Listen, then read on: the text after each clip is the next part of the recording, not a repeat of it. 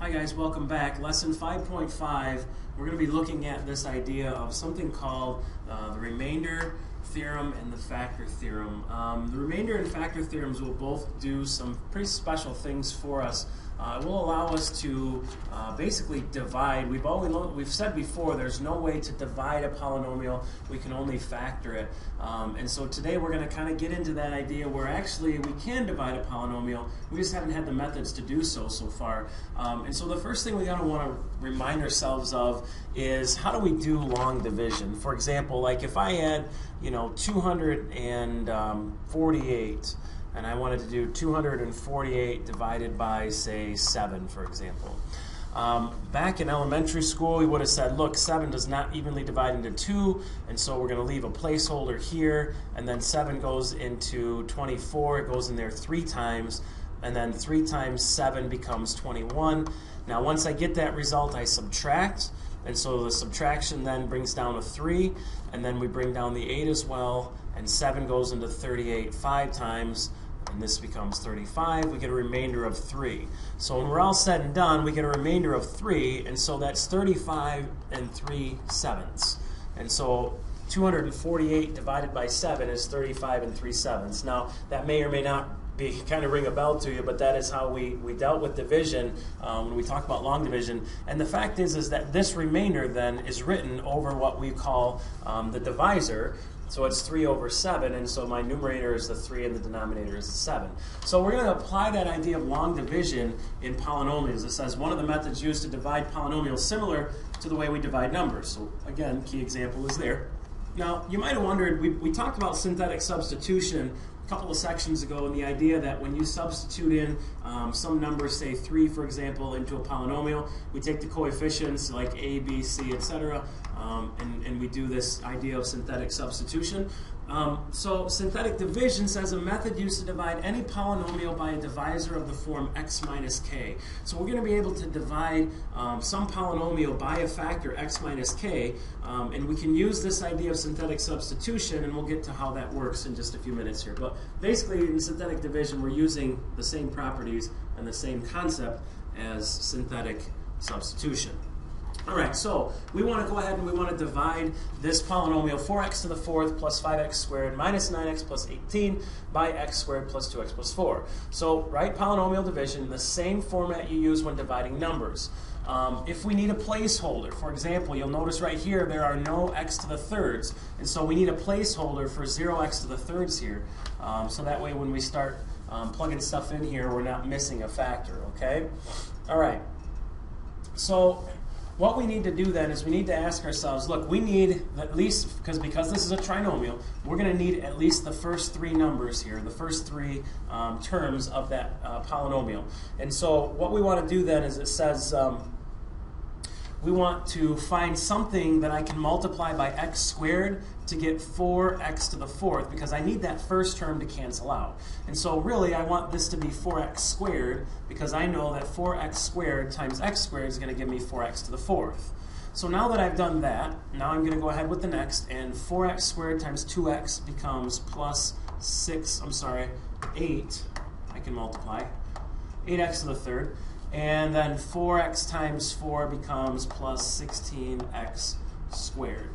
Now, once we get to that point then, now we have to go ahead and subtract, just like we did in the example up above here on the left. Once we get this, we're going to go ahead and subtract. So this becomes subtract, subtract, and subtract. And by the way, if this was a negative sign, guess what you would do? You would add the opposite, okay? So the first term cancels out, and I'm left with negative 8x to the 3rd and negative 11x squared. Now I need a third term, so I'm going to bring down the 9x. So that's again a negative 9x. Again, make sure you bring the negative down with it. So that's negative 9x. So now we have to ask ourselves, what do we need to multiply by x squared to get negative 8x to the 3rd? Well, that's negative 8x to the 1st power.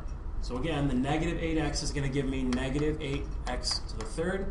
Negative 8x times positive 2 becomes negative 16x squared, and negative 8x times positive 4 becomes negative 32x. Now, we need to subtract this whole thing, and so subtracting this becomes adding opposite, opposite, and opposite. All right? From there, these are going to cancel out, which is what we want. This is going to be 5x squared, and this is going to be plus 23x. And now we're going to bring down that positive 18 on the end, and we're going to do it again. What do I need to multiply by x squared to make 5x squared? Well, that's just a 5. And so 5 times x squared is going to give me 5x squared. 5 times 2x is going to give me 10x. And 5 times 4 is going to give me 20. And again, those are all positives. And now we make them opposite because we're going to subtract, subtract, subtract. And so these are going to cancel out. I'm going to get 13x, because 23x minus 10x is going to be 13x. And then positive 18, take away 20 becomes negative 2. All right? And so the result then is 4x to the fourth plus 5x squared minus 9x, all this business divided by this trinomial, x squared plus 2x plus 4, becomes 4x squared minus 8x plus 5. And then on the end of this, we need plus 13x minus 2 over my divisor, which was x squared plus 2x minus, plus 4. Now, that tail end, this remainder idea is a little bit confusing. But basically, we're saying like what the remainder is. We're going to put the remainder over the divisor, and that adds our remainder onto the end of this thing. All right. Sometimes when we divide these, there is no remainder. Okay. So if there was no remainder, that means that if there is no remainder, that means that whatever this divisor is evenly divided into this. And sometimes that's kind of a cool thing. We'll show you what that does in just a second here. All right? Now, the idea of the remainder theorem says if a polynomial f of x is divided by x minus k, then the remainder is f of k. So what we're really saying there is we're saying, look, if we take this k and we substitute that into the function, right? The remainder will be that remaining function. So whatever function we get as a remainder or as a result of that is going to be our remainder theorem, and that's the function we get as a result of substituting in this negative k. All right? So let's see how that actually works. Let's go ahead and use our synthetic division. We want to divide x to the third plus 4x squared minus 5x plus 3. I want to divide that by the factor x plus 2. So if I'm dividing by x plus 2, that means that I want to say x equals negative 2. All right? Because again, if this is a factor, if we want to find out if that's a factor, then we're going to substitute in, again, set that equal to 0 just like we always have. We want to plug in the value x equals negative 2 in a synthetic substitution. And so now we just simply bring down the 1. This is negative, or this is 1. This is now negative 2. So that becomes a 2. This is negative 4. This is negative 9. And this is positive 18. And so the remainder is 21. Now, just so you know, this does not change. F of negative 2 is 21. If I were to plug a negative 2 into this thing, that's what I would get. All right? But this idea of the remainder theorem says that the result then is going to be this polynomial right here. This is now going to be, since we started with x cubed, this is going to be x squared, this is going to be x, and this is going to be no x's, and here's my remainder. All right? And so the result of dividing x cubed plus 4x squared minus 5x plus 3 by x plus 2 is simply put x squared plus 2x minus 9 plus 21 over x plus 2. All right? So this remaining function right here, this what we would call, I guess it would kind of be a trinomial, a second degree trinomial, but we still have that remainder tacked on to the end, so it's not exactly. All right? Now, a polynomial f of x has a factor of x, so it has a factor of x minus k if and only if, when I substitute k in, the remainder is 0. So that kind of makes sense, right? Because if we divide something and there is no remainder, that means it's an even factor. For example, 35, is 7 a factor of 35? Sure, because when I divide by 7, I get exactly 5 with no remainder, right? So that means that 7 is a factor of 35. So that same idea applies for polynomials. We want to know that we said if x minus 3 is a factor, all right, it says factor 2x to the third minus 11x squared plus 3x plus 36. Now, if we were doing this, we have no way to factor this. Maybe we might try grouping, All right, but 2, and I mean, when we bring out an x squared, I'm going to end up with, yeah, nothing pretty here. So this is not going to factor very nicely by grouping. So the only way we can do this then is say, look, if x minus 3 is a factor, that means I want to substitute in the 0, which is x equals 3. Now again, we're telling you that x minus 3 is a factor, so that means that f of 3 should be 0. There will be no remainder here. So I'm going to go ahead and do my synthetic division. You can do long division if you want. Synthetic tends to be a little bit easier. So we'll bring down the 2. This is 3 times 2, which is 6. That's negative 5. So we have negative 15. That's negative 12. And finally, negative 36, and you have 0. Now, we knew that was going to happen, right? We knew it was going to have no remainder because we knew that this was a factor. But here's the cool part, guys. This result right here, okay, that result right there is the polynomial starting with, like we said, we started with third degree. So basically what we've done is we factored out an x take away 3. And so when we bring out an x take away 3, we've brought out one factor of x. This is now going to be 2x squared minus 5x minus 12. And so this is now the function f of x is going to be x minus 3 times 2x squared minus 5x minus 12. Now, you might look at this and say, well, I'm all done. Remember from the previous lesson, guys, I said anytime you have an x squared, you might have some meat on the bone yet, so don't give up on this problem yet. We need two numbers that multiply to negative 24 that add to negative 5. Those two numbers happen to be 3 and 8, positive 3 and negative 8. And now we put them both over our 2x like we talked about in our snip method. And so we still have our x minus 3. Our first factor is then 2x plus 3.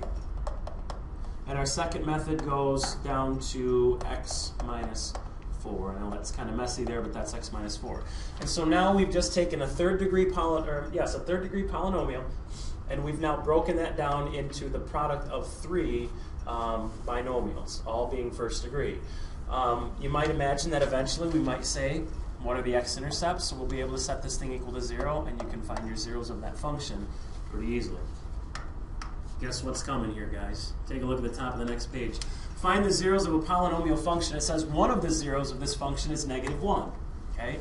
If one of the zeros is negative 1, that says that one of the factors is x plus 1, right? Because f of negative 1 is 0, x plus 1 is a factor. Use synthetic division to find the other factor. So we're going to plug in a negative 1. Again, we're going to plug in the 0, and we're going to take this original function. Notice we don't have to put any extra zeros in here because we have third power, second power, first power, and so we're working right down the line here. Bring down the 1, this is negative 1, this is 3, this is negative 3, negative 18, positive 18, and this is 0. Cool.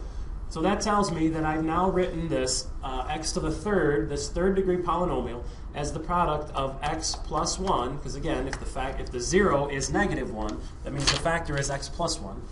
And the remaining polynomial is then x squared plus 3x minus 18, so 1x squared plus 3x minus 18. All right? Now, that x squared plus 3x minus 18, it's this x squared, folks, so don't forget that we still have to factor that. I need two numbers that multiply to negative 18 that add to 3, and you might guess that those numbers are 3 and 6, because 3 and 6 multiply to 18. To get positive 3, I want positive 6 and negative 3, like that. And so this becomes still x plus 1, but now we have x minus 3 and x plus 6. And so what are my zeros? Well, one of my zeros is negative 1, the other one is positive 3, and the next one is negative 6. And you might want to put them in order, but it really, quite frankly, doesn't matter. You should have a 0 at negative 1, positive 3, and negative 6. All right, checkpoint problems. I want you guys to try these checkpoint problems. We'll be right back with solutions, and that should really conclude the lesson. So let's knock these out here. All right, so we want to use long division. Okay, we want to use long division here. So we're going to go ahead and we're going to divide x to the third minus 6x squared plus 0x plus 9. We want to divide that by x minus 4. Now, remember, we have to put that 0x in here because there are no x to the first powers, and we got to have that placeholder. We would do the same thing for synthetic division as well. All right, so because this is a binomial, we're going to use the first two terms. And so what do I need to multiply x by to get x to the third? I need to have an x squared. So over the top of the second term, I need to put an x squared. So now x squared times x is x to the third. X squared times negative 4 is negative 4x squared. Draw your line, and now we subtract. Subtract and subtract. Remember, to subtract negative 4x squared becomes add. These cancel. Beautiful. Negative 2x squared, bring down the 0x. What do I need to multiply x by to get negative 2x squared? Well, that's negative 2x. Negative 2x times x becomes negative 2x squared. Negative 2x times negative 4 becomes positive 8x. And again, don't forget, we now have to subtract, so this becomes add and minus. And so this is now negative 8x. Bring down the 9, plus 9. And what do I have to multiply x by to get negative 8x? That's negative 8. So negative 8 times x becomes negative 8x. Negative 8 times negative 4 becomes positive 32. And now again, subtract and subtract. And so the remainder down here is going to end up being negative 23. Okay? And so the resulting polynomial, when I divide this thing out, is going to be x squared minus 2x minus 8. And then since this is negative 23, you can write it as plus a negative 23 like that. Or what you could do is you could also write this as just minus 23 over, and our divisor was x minus 4. Remember, when we're doing a synthetic division rather, that means we're going to substitute in the 0. So if the factor is x plus 3, the 0 is x equals negative 3. And now we're going to take these coefficients 2, 4, negative 3, and negative 6. All right? And so we bring down the 2, we get a 2 here. All right? This becomes negative 6, so 4 plus negative 6 is negative 2. Negative 3 times negative 3 becomes positive 6. Negative 3 plus 6 becomes positive 3. And negative 3 times positive 3 is negative 9. And then negative 6 plus negative 9 is negative 15. So, since we divided a third-degree polynomial by a first-degree polynomial, this is going to be x squared minus 2x plus 3.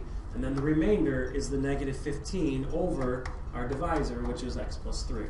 So we're going to put that all right in here.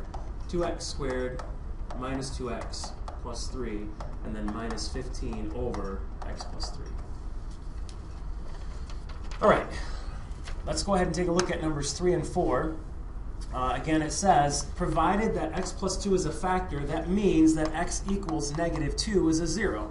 So the remainder theorem says that if negative 2 is a 0, then that means that the remainder of dividing this third-degree polynomial by x equals negative 2, or the factor x plus 2, is going to give me something that I can, a second-degree polynomial, something that I might still be able to factor. So let's plug in negative 2 here, and my coefficients are 3, 8, we got cubed, squared to the first, and so I don't need to add any extra zeros here, 3 and negative 2. So this becomes a 3, this is now negative 6, this is 2, so that's negative 4, this is negative 1, and so that's positive 2, and cool, that cancels out. And so now I'm left with 3x squared plus 2x minus 1. All right, and so right now, factored, this is then x plus 2 times this guy. Now, will this still factor? Well, I need to find two numbers that multiply, and again, a times c is negative 3. Multiply to negative 3 that add to 2. Well, that tells me my numbers are 1 and 3, positive 3 and negative 1. So we put them both over the leading coefficient, which is 3x. All right, and so now we have 3x minus 1. That doesn't simplify, so that's 3x minus 1. The other one, since this is 3 and 3, that's the positive, right? And so this is now 3 goes into 3 once, and so this simply becomes x plus 1. And so factored completely, this third-degree polynomial is x plus 2 times that 3x minus 1 and x plus 1. All right, and then finally for number 4, it tells you that one of the zeros is x equals positive 2. So if x equals positive 2, we're going to use a synthetic substitution. We're going to plug 2 into this, and then the remainder will be a second-degree polynomial that we can still factor. Leading coefficient here is 1. There's 1x to the third, negative 4x squared, negative 11x's, and plus 30. Synthetic substitution tells me this is 1. That's 2, that's negative 2, negative 4, negative 15, and negative 30, and so cool, those cancel out. There is no remainder. That's what I wanted. And so this is now x minus 2 times the rest of this guy, which is 1x squared minus 2x minus 15. So I need two numbers that multiply to negative 15 that add to negative 2. Two numbers that multiply to negative 15 are 3 and 5. To get negative 2, it's negative 3 and positive 5. And so this becomes x plus 3 times x minus 5. And so if the product of all of those terms is equal to 0, again, it says one of the zeros is x equals 2, so that means one of the factors is x equals x minus 2. So the other two zeros in this case are x equals negative 3 and x equals positive 5. So we now have another way to factor. The hard part about this, though, is they have to tell you what one of the zeros is. Like, for example, they tell you that one of the zeros is x equal 2, or they tell you that one of the factors is x plus 2. In the next lesson, we're going to use our graphing calculators to find one of those zeros, and then use some of the ideas, something called the fundamental theorem of algebra, to use that to help us find all of the rest of the factors and all of the rest of the solution. So this is coming to a head, and this is going to all come together hopefully for you within the next lesson or so. But that concludes lesson 5.5.